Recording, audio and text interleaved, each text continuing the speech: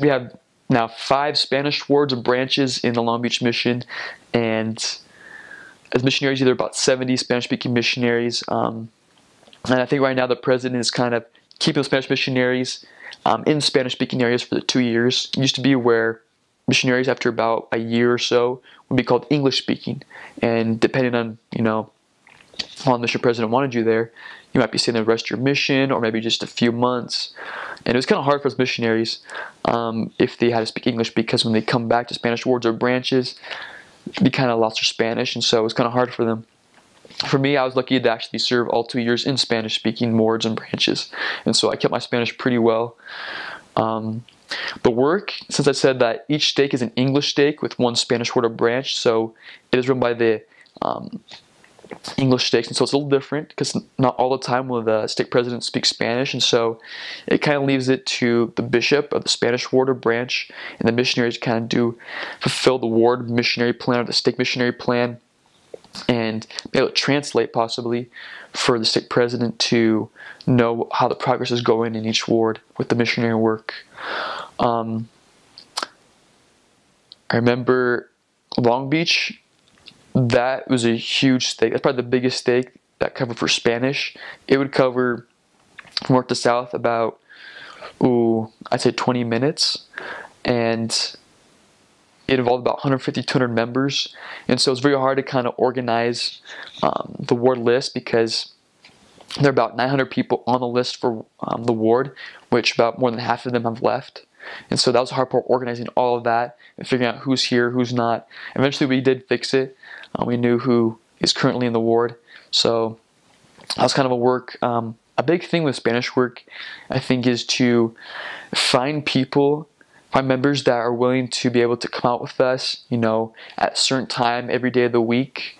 A big thing is to sometimes possibly schedule ward coordination meetings, because a lot of the members would work every day from either 8 to 6, 8 to 8, depending on the job. And so be able to call the ward missionary, tell them, hey, when are we going to have a ward coordination meeting? And he might, I'll call you back in on the next day or so. And maybe he had to cancel it, maybe he couldn't go, maybe he might have it. But I think the biggest thing is as missionaries, to have plans for what the ward needs, and then talk to the bishop and see what he feels.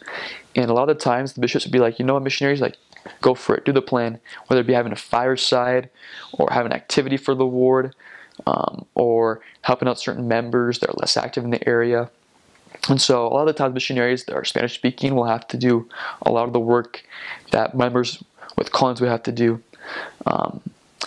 English wards most of the time are a little bit more organized. They have people that have a calendar with members that are going to go out with missionaries every single day. However, one thing I love about Spanish wards is that they always got a variety of food. It always include tortillas, beans, and rice. But usually the food is really good. They prepare it very well. You have chicken, you have beef. You might have dishes from their culture, whether it be from Peru or from Bolivia. I have a set from Ecuador.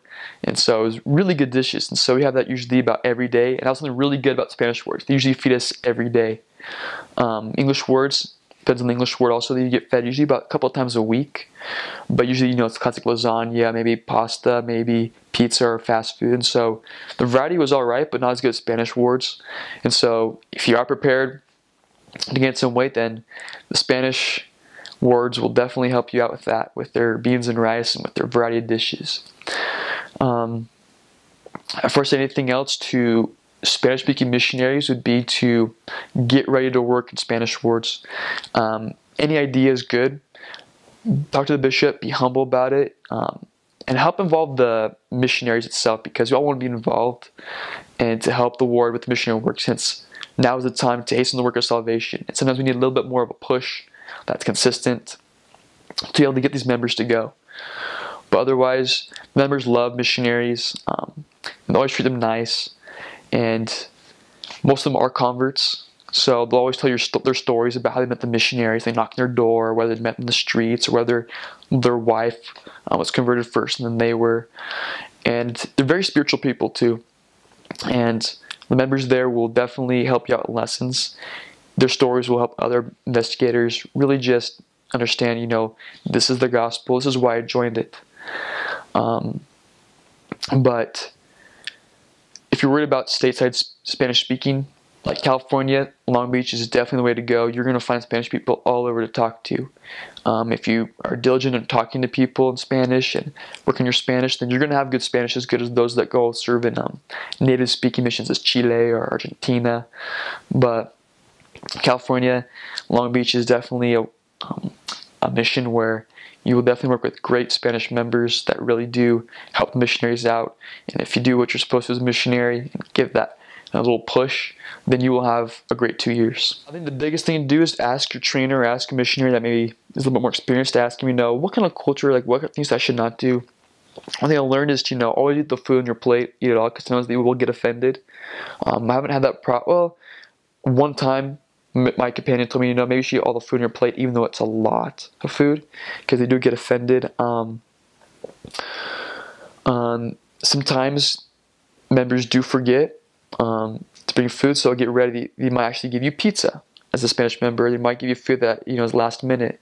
It might not be gourmet food, but it's the best they can do, and appreciate it, because sometimes they're in a tight situation financially or at time because of their job. But just always say thank you with a smile and do it with real intent. And to just, I think, talk to people. The biggest thing that Spanish people love to do is talk. They can talk your ear off for an hour or two about all kinds of things. If you talk about their culture, their family, then they'll give you a story. They'll tell you things. And that's how you kind of get your feel for what the culture's like, the people are. So if anything, just talk to them. If you have trouble with the language at first, then trust in your companion, because he knows how to speak the language, and he knows the members a lot better than those that are new to the area. And that's what I kind of did, and kind of got the culture. But that's the way to go with kind of figuring out what the Bolivians or people in South America, Mexico, and Central America do traditionally.